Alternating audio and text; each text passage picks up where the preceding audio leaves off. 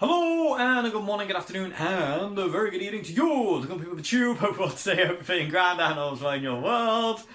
I'm laughing, everybody, because you'll notice the guitar keeps flickering colours. That's my phone constantly adjusting contrast. It has a real hard time keeping the Fiesta Red on this guitar. It really does a hard time.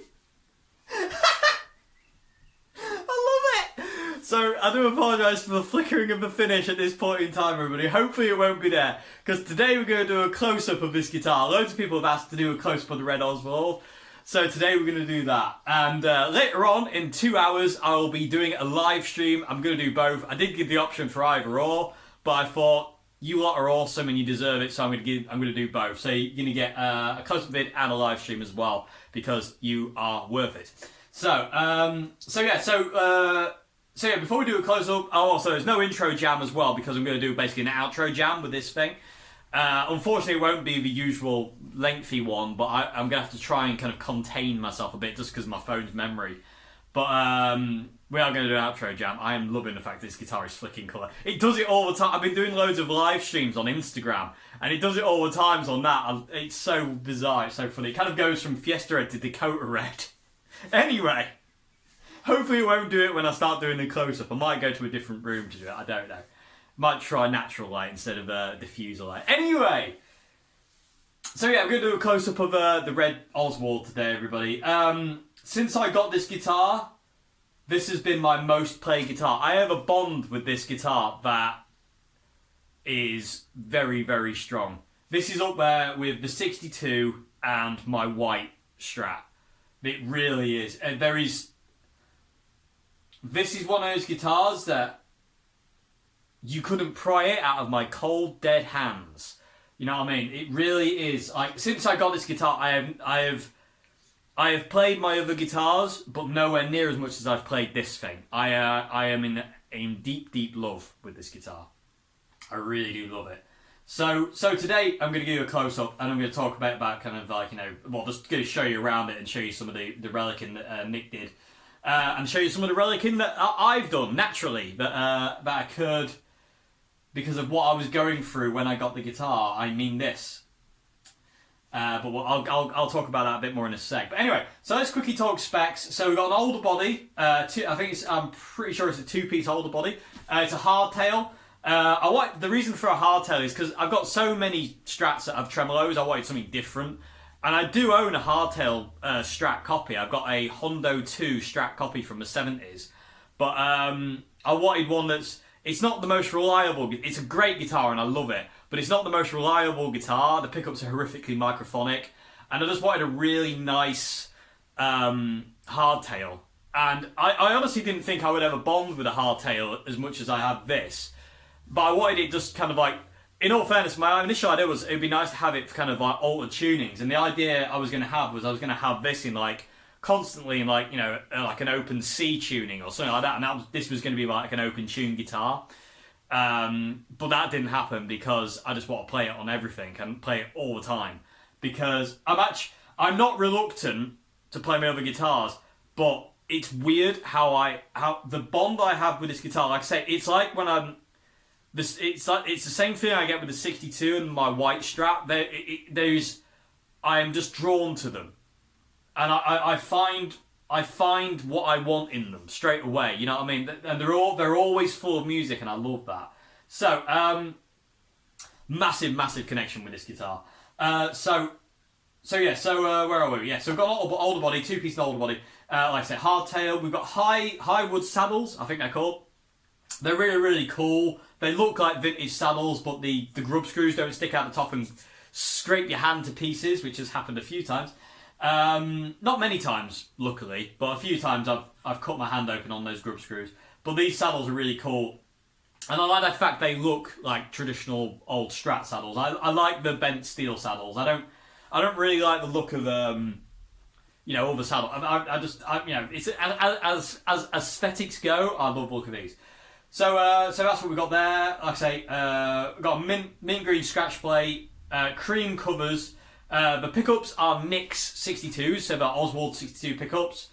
Usual kind of like, electronic setup, but the only difference is we've got the bottom tone wide into the bridge pickup, which is really cool. I don't really use the tones a great deal, to be honest with you. They're normally wide open on 10, but it's nice to have that just in case. I've got a three-way selector, just because I never use position 2 and 4. I very rarely use the middle pickup. I'm either on the neck pickup or the bridge pickup. Like I say, it's three-tone sunburst with Fiesta Red over the top. The idea behind that is I wanted it to be like those Selma refins of the 60s. When Fender started shipping guitars over to the UK, they were predominantly sunburst, unless, even if they were ordered to be Fiesta Red, they predominantly came sunburst. And people didn't want sunburst, they wanted Fiesta Red to be like Hank Marvin. So Selma just took it upon themselves to refin their guitars, just overspray them with Fiesta Red. So that's the idea behind this. And I love the way this looks. Like the Relicing down here that Nick did, I love this because it looks like it's on fire. And I love that. And I say, coming up into here. There was less Relicing here. If you go back to the first video and you look at the pictures when I first got this guitar, there was less Relicing here. This kind of dark splodge you can kind of see here, where my finger is, that's the initial extent of the simulated plectrum wear that Nick did. Since then, it's substantially more because when I got this guitar, obviously I was going through the breakup with Joe, and there was so many emotions going on at that point in time. And this guitar is the only guitar I played this guitar only pretty much, well, up until now. This is my main guitar. It really is, and this is my go-to. It really is my go-to guitar, unless I'm trying something new, in which case I go to my white strap because I know what that thing sounds like. But this is my number one, and like I say, all this plectrum wear you see, that's real, that's me, and I'll show you. You can see the gouges in the wood and the way the wood's kind of pitting. I'm actually taking. The wood's actually getting gouged out now because of the plectrum wear, and you can see it's scratched up here, and it's wearing away here. It's kind of around November last year. There was a really cool pattern here where there was still some finish in this area, and I really wanted it to stay where it was. There's a couple of pictures of me doing a gig. I actually gig vlogged it where. Sorry about that, everyone. Knock at the door. Anyway, like I said, there was a gig where I was using this. I gig vlogged it. It was at a place called the Priory in town. God, I miss Giggy.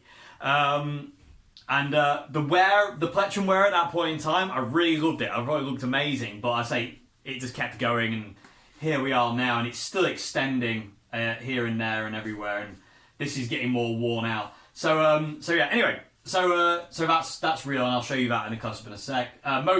Pretty much all the rest of the Relicing is Nick's, and that's where it came. This is the only bit that's really kind of gone through. So yeah, moving on to the neck, we've got a vintage style neck. It's creepy how much like the 62 this guitar's neck is. It's wider, E to E, but the profile and the way it feels in my hand is so similar to the 62 it's on. Really, it's so comfy. This is one of the best necks I've ever played in my life. It's fantastic. It's absolutely glorious. We got 50, they're the vintage modern frets in it. 5105, 6105, 6105. I think that's what it is. I don't know. I'm not very good with all that technical stuff. But yeah, so neck's like a vintage C. Vintage modern frets, where it means they're taller than usual frets.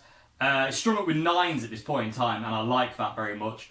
I've got clay dots, the darkest rosewood fingerboard in the world. I love it. That was a request. I said to Nick, I really want pretty much like an ebony fretboard. So he picked out this. It's glorious. We've got a bone nut. Come down here. I've got a bone nut. Clouson style machine heads, which these aren't the original. I've replaced these actually with something else, and I also replaced the string tree as well, just because. Nick put a round string tree on, and me being a total kind of nerd, as most of us are, with guitar, I wanted like a butterfly string tree like that, and also I had some single line Clouson Deluxe replica machine heads spare, So these are replicas of the original Cluson Deluxe machine heads, and I put these on instead. Other than that, it's as it is. We have something on the strings there. But yeah, the clay dots are fantastic as well. Anyway, there's no point doing that. You'll see all that in a sec. So yeah, let me show you around this thing, and yeah, because I love it. It's literally, like I say, this my white Strat and my 62 are literally kind of like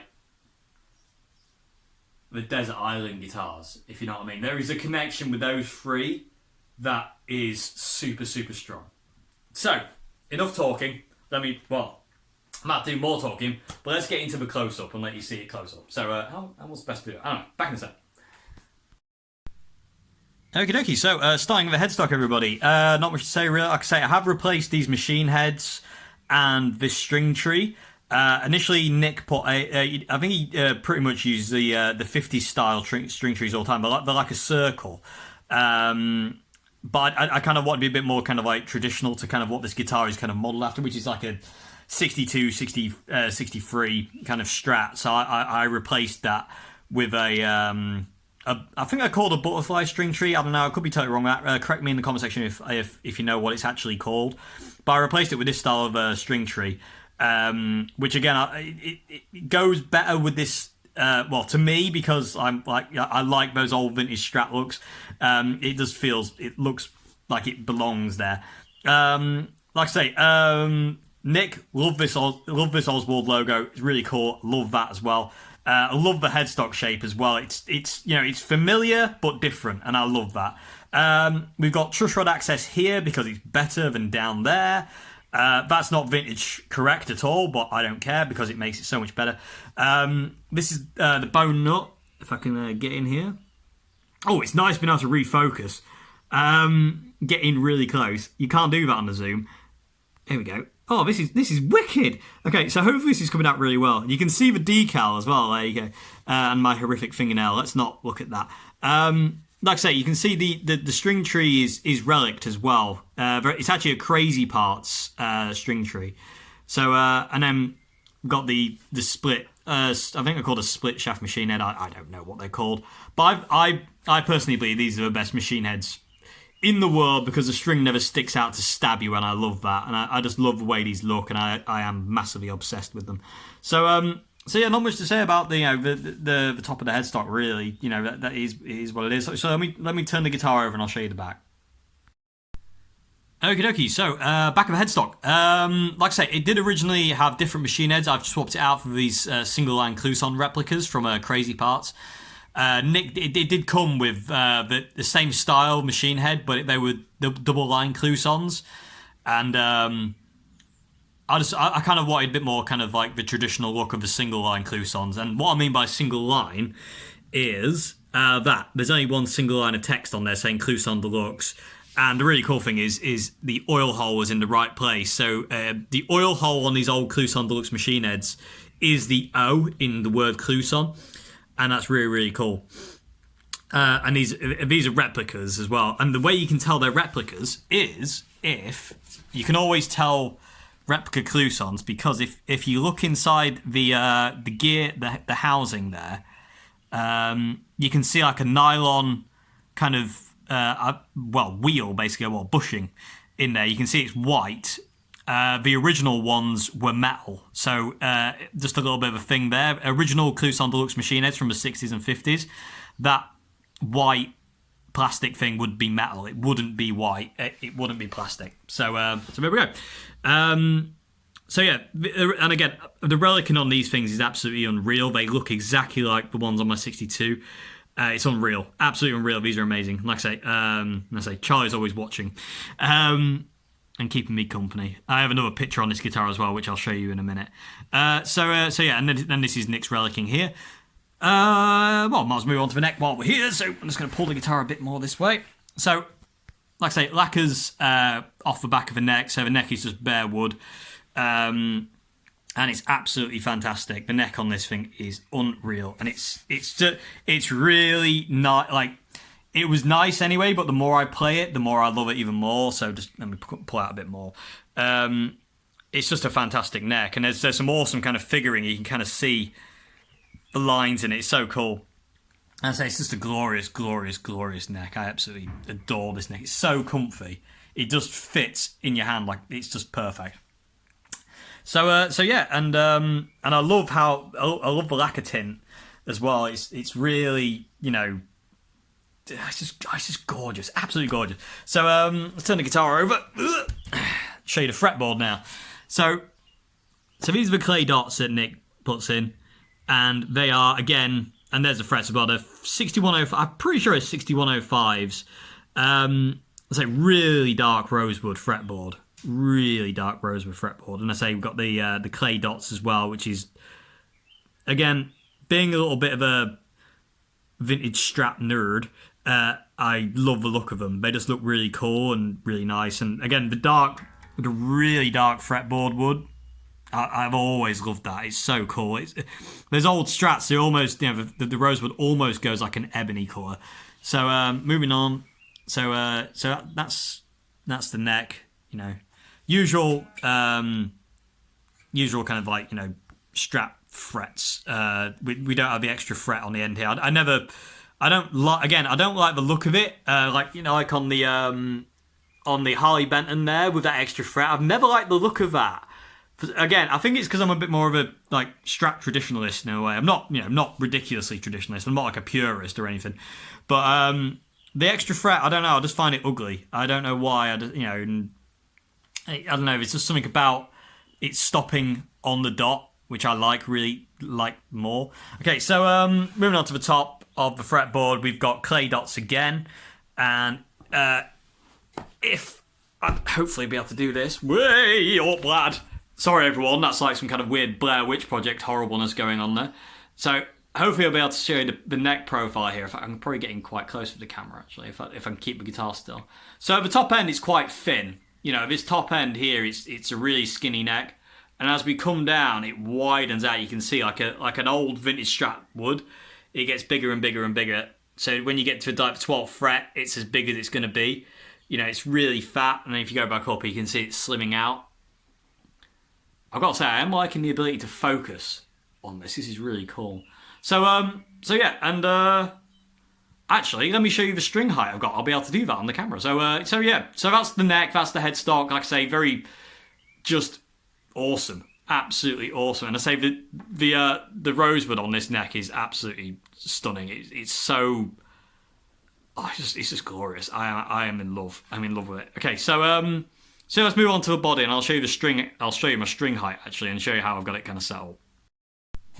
Okay, so this is the kind of usual setup I have on strings. So this is low E. You can see, but it's not a super low action, but it's not super high.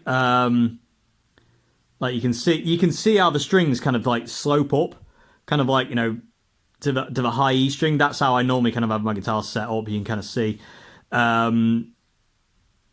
So yeah, that's it really. That's how high I have the action on my guitars. It's not low. I don't like low, really stupidly low. But again, I don't think that's ridiculously high. That's probably like, I don't know. People with a tube, is that medium high? I don't know. I mean, I never have it super. It's not super high. It's not super low. If that makes any sense, you know. So I would say that's kind of like a medium setup. I don't know, for a Strat. Oh yeah, and also another thing to mention, it's got the vintage radius fretboard, which you can hopefully kind of see. It's a 7 and whatever that is. Vintage fretboard, which I like very much. So yeah, that's how I have this guitar set up. While I'm here, I might as well show you the pickup height. So you can see the neck pickup there. Actually, I'll tell you what, I'll move up here now. So there's the neck pickup. Like, I always have them slanted, so the bass side is always lower than the treble side. So that's the neck pickup. That's where that is. There's the middle pickup. A little bit higher than the neck, and then we got the bridge pickup, which is a little bit higher than the middle. So they kind of slope up, if you will. So that's the lowest, middle is middle, and the bridge pickup is the highest. So yeah, there we go. That's how I have the pickup set up on this guitar. And again, these are Nick's 62 replica pickups. They're Oswald 62s. Okay, so while I'm here, let's move on to the body. So let's start with the plectrum wear. Okay, so like I say, this black splodge here, That was the initial extent of the simulated plectrum wear that Nick put on his guitar. If you go back to the original video, and there's obviously some pictures of that I put up on my Instagram and Facebook, and on here as well, actually, I think. When I got it, all this area was covered in finish. The only bit that was missing was this bit here. And over the months of playing this, like I say, because the last couple of months have been really not fun, and then, you know, it's still not fun now, is it? But unfortunately now it's spread to everyone. You can see the wood's gouged away. There's a groove here, there's a groove there, there's one there, and there's one here. And there is still remnants of finish. Like all these kind of little amber specks here that you can see, that's remains of the sunburst. Like I say, at one point in November, it looked absolutely wicked. I mean, it looks wicked now. I love it now. But there was one point I was like, oh, I hope it stays like this for a while. It didn't. But yeah, you can see. And if I get around here, you can hopefully kind of see, like I say, I have gouged the wood out. And like I say, this is all real. This isn't simulated anymore. And you can see this is plectrum scratches in the finish. This isn't, I'll say, honest, this is not simulated. This is all real wear that I've done. So all this is my plectrum just scraping into the guitar because it really caught it. This guitar really, really, really, really caught how I felt, and because I played it all the time and still do. This is it really. So like I say, that's that. And like I say, if you go back and you can see how it originally looked, and to now it is a lot different. So like I say, coming up into the top section here though, this is Nick's original wear. It's all really rough. I don't know if I'll be able to get it in the light actually. Let me see if I can get it in the light. Yeah, there we go. You can see where my plectrum wear finishes. Like, it's just like gouged out. There's just like scratches all in the lacquer. Because it's nitrocellulose lacquer, it's really soft. So when you hit it with a plectrum, you can actually just you go into it and go through it. So it wears really easily, and it's Nick never really. There's no thickness to this lacquer whatsoever. There is no thickness to it at all. So so this is the remains of the original Relic that Nick put on. Like I say, you can see the black of the sunburst there, and the kind of the yellow coat underneath. You can see more of the sunburst here with the red and the amber showing through, which is absolutely glorious. There's this weird groove I'm carving here as well. It's obviously a groove, and it's like obviously wood grain, and it's just absolutely you can see I'm starting to go through that one, and it's really cool. I'm loving watching this thing, Relic. Wear, not Relic, but Relic, wear, whatever. Moving on the top horn, you got a bit more Nick Relic there. Moving down. Moving on down, we've got arm wear down here. Again, this is all Nick's now. And then we get to the fire section of the guitar, where it looks like it's on fire. I love this section. So you can really see the three-tone sunburst here. So you've got the black and the red, and then the amber. And then the bare wood there, which Nick has discoloured, like really dirty, which is really, really cool. And there's me, there's my hand, hello. And then our Fiesta Red just kind of like cuts off, and there's bits of it around, which is really, really cool. There's a couple of dents here, which are me. That one there, I think, is me, and there's one there. There's a few that, and then there's others that are Nick. But that one, I accidentally walked into a door with the guitar. I was playing the guitar, and that's a door handle. I accidentally knocked into it, and I dented it. That one there is what I think. That one there is me as well. I could be wrong. Anyway, so that's that one. Here's the Highwood saddles, everybody. Like I say, if I go around the side here, you can see the grub screw is kind of retained down there, so it never sticks out the top, which is really, really nice, and it's never going to stab you, basically. And they've got grooves in the top as well, which is really nice, and it just keeps the string on a really cool kind of, on the right angle, so to say. Very, very classic intonation look. Well, I always talk about the intonation look of how it slopes up. Really, really cool. Got some rust in here as well. You can see the saddles are rusty. That's Nick relicking as well. So Moving down to the bottom of the guitar, we've got more relicing around this bottom end. This is super cool. It's a brilliantly horrific gouge there. I love that one, Nick. That's wicked. Rusty jack socket. I say more dints and dents. There's me again. Hi. Moving around here. There's not much to say really. We've got mint green scratch plate. This scratch plate, I actually simulated the cut. I took the scratch plate off at one point and I simulated this because, again, like in the kind of like the classic look of old Stratocasters, I wanted the kind of like the truss rod cover kind of gap, hole in the scratch plate, just for aesthetics, just more than anything. Be that what it may. It is a mint green guard. It's not kind of coming out as well as I'd hope, really, on camera, but that's okay.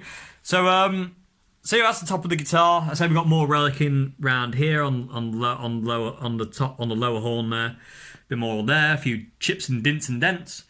And a view from a bridge. Where are you? There you are. Up the neck. Super, super cool. And there's a Vox amp. So yeah, really cool. I love this guitar. So let me show you the sides. Okay, so this is the bottom of the Oswald now, and I love this bit of relicing. It really, that looks so cool.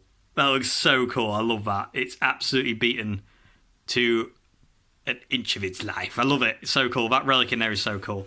Moving along to the other part, the bottom of the underside of the bottom horn there, and then you've got the chips and dents in there, more chips and dents in there. And then the top side, you got some more dints and dents in this top section here, and then coming down again, starting to see the sunburst. This is the belly cut. The belly cut's glorious on this guitar.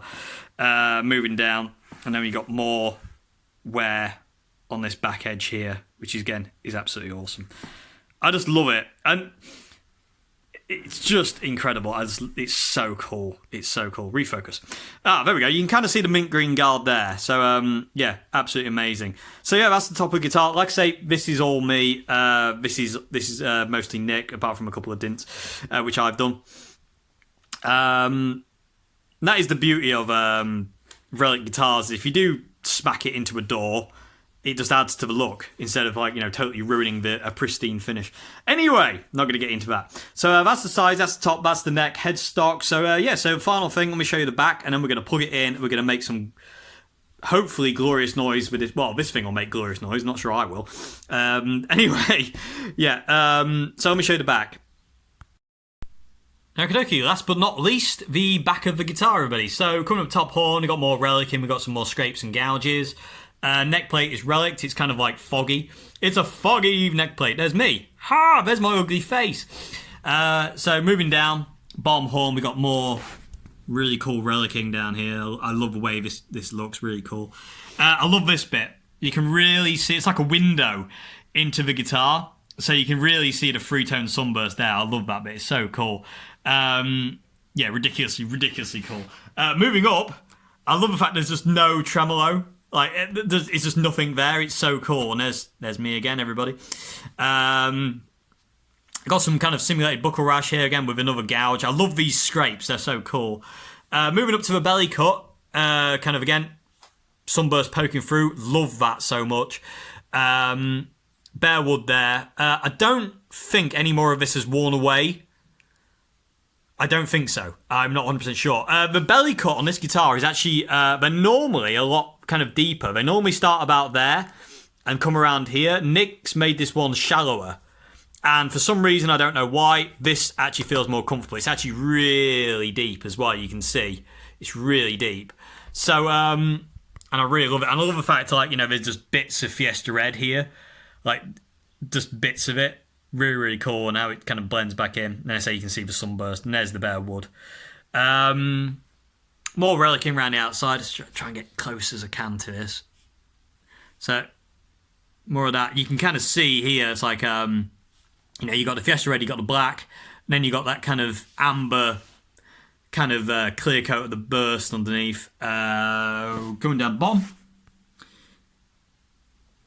Again, this is kind of the bottom of that more wear. Again, I love this gouge here. That's really cool. So yeah, this is the bottom of that, and that's how I'll get to what this is in a minute. But yeah, so that's that. And as I say, it just cameras really don't like Fiesta Red. They have a real hard time picking up Fiesta Red. It's really interesting. It picks up the sunburst okay, but saying that is pretty much Fiesta Red is almost pink. It's not pink like shell pink. That's the word I'm looking for. It's not that kind of pink, but it has got that kind of like real milky red kind of colour. If you I don't know if I'll be able to pick this up. The finish is now starting to check. I don't know. Oh, maybe if I can get it in light. Let me see if I can get it. There. You can see these check-in lines. They're just on that top horn. Actually, I'll tell you what as well. Actually, let me turn it over really quick. There's some better ones on the front here. So the finish is really starting to start to check now. You can... if I get it in the right light, you might be able to see it. You can see all the plectrum scrapes here. Like, just there. There. You can see all this kind of checking starting to appear in the finish now, which is really cool, which I really like. So, moving back to the back. So, like I say, the finish is starting to kind of like check and wear, but I'm pretty sure that section is how it came. So, last thing I want to show you on this guitar is my two friends here. This picture was taken, these are my friends from France, who I always talk about. And who's that ugly git in the middle? Like, just, what's that about? What's that freak there? Anyway, block his face out. Anyway, like I say, these are my two friends from France. And like I say, I was supposed to be going to visit them in April. Obviously, that didn't happen. Woo, joy. That made me happy. Thanks, virus. Like I say, I'm sure we all had plans, and all of them have been torn asunder. So yeah, and like I say, with my friend Charlie on the headstock, my two French friends are here as well. So everyone say hello. So yeah, that's they belong there. So yeah, there we go, everybody. And to say, hopefully one day, me and this guitar will end up visiting them. I don't know when that'll be. I highly doubt it'll be this year, which is rather heartbreaking to say the least. But yeah, one day I'll do a video where me and this guitar will actually be with... They're upside down, but those two awesome human beings there. So yeah, I look forward to that day. So yeah, there we go, everybody. I hope this has been okay with my amazing camera work, but I hope it's been all right. So yeah, I like I say, I absolutely love this guitar. It really is special. It really is special, and it's going to turn the power on. And like I say, I'm so grateful to Nick for this guitar. I love it so much. It really is just like I said it in the first video. The kind of like meeting this guitar. It was like I'd owned this guitar years ago, lost it, and it came back to me. It's a bizarre thing that I felt like I've always had this guitar. It's always been with me in one way or another. It's really hard to describe what I mean. But like I feel like I've always had this guitar, and it's like I had it years ago and it got stolen, and then it got returned to me last year. You know what I mean? Like it had been missing for years and years. It really does feel that like I've had this guitar a lot longer than a couple of months. I've had it since, I think it was October. I think it came in October. I could be wrong. Was it September? September, October? No, it must have been October. I didn't have it in September. It came... It really helped me, this guitar did, because I was going through the breakup with Joe. This guitar really helped me vent my frustration, sadness, anger, depression, panic, anxiety, all that lot. It really this guitar really helped me vent that.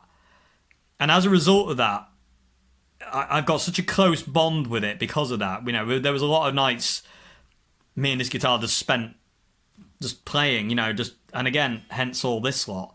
You know, it really caught it, and it really just helped me, as well as friends and family. You know what I mean? You know, I'm really grateful. But this thing really helped me get certain things out that I couldn't necessarily talk about. This helped me get them out. And Nick, thank you so much for this. I am forever grateful for your generosity and everything. It's just unreal, and you make fantastic guitars. And this is just an honour to own this guitar. I am absolutely honoured to own this guitar. I love it. So, yeah. Anyway, I hope you enjoyed this video, everybody. I'm going to say goodbye now because I'm just going to basically play now and see where it goes. But I hope you enjoyed this video, everybody, and I'll see you again on Monday for another vid. Don't know what it's going to be yet, but we'll see when we get there. And let's make some noise. Like I say, I'd like to dedicate this next piece of music to my friend Charlie, and my two friends there. So this is for those three. And yeah, I hope you enjoy it, and I'll see you all soon, everybody. I'm getting all misty-eyed now. So I'll see you again soon. Have a great one until then. Have a great morning, afternoon, good evening. Let's play some music.